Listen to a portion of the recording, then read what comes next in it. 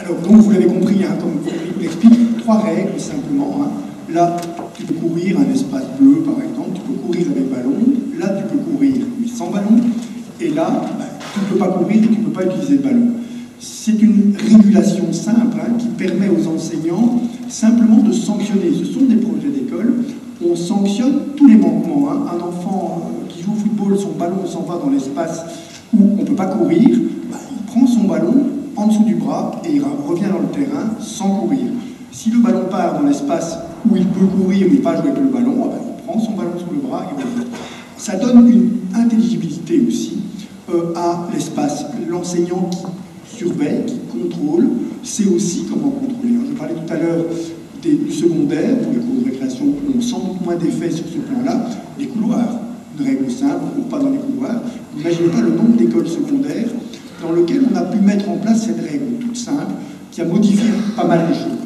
On pourra en parler plus concrètement parce que chaque école, ça il faut absolument comprendre que dans la manière dont on met en place ces projets, on doit tenir compte toujours du cheminement de chaque école. Chaque école avait des espaces, des manières de faire, des espaces de parole qui étaient constitués, etc. Il ne s'agit pas de dire on met tout on rase tout et on recommence.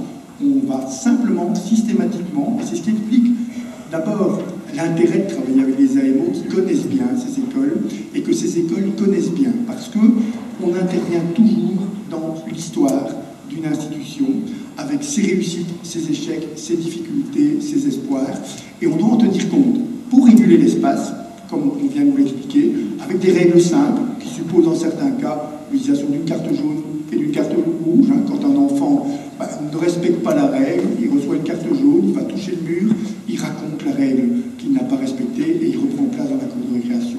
S'il le fait 2 fois de suite dans la même récréation, c'est qu'il joue avec la règle.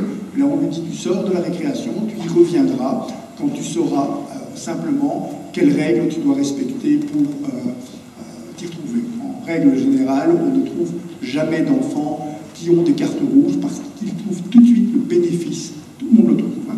Les footballeurs qui se retrouvent dans un espace qui leur est clairement donné, on voit réapparaître des vrais matchs de foot, hein, puisque vous savez que les footballeurs ou le football dans les cours de récréation rassemblent 3 types de footballeurs. Hein. Ceux qui font un sport, la minorité, ceux qui font un game, ils shotent dans le but qui est plus près de l'endroit où ils sont, et ceux qui font un play, qui shotent n'importe où. Et vous avez au milieu des grappes d'enfants. Ça, c'est une cour de récréation traditionnelle. Maintenant, comme on a régulé, on se retrouve avec des enfants qui font des vrais matchs de foot, qui souvent autodésignent d'ailleurs un arbitre pour arbitrer le match. L'espace où on peut courir sans ballon, on voit réapparaître des jeux qui avaient disparu. Et le 3e espace, qui est l'espace le plus important, hein, Frédéric vous l'a dit, 10% des enfants seulement courent. L'activité majeure de l'enfant dans une cour de récréation, c'est la conversation. Les enfants conversent entre eux. Et c'est pour ça d'ailleurs que quand on a régulé l'espace, on parle de 60 à 70% de diminution de la violence visible, on n'a encore rien fait pour les 3 papas qu'on a laissés en rade en début d'intervention.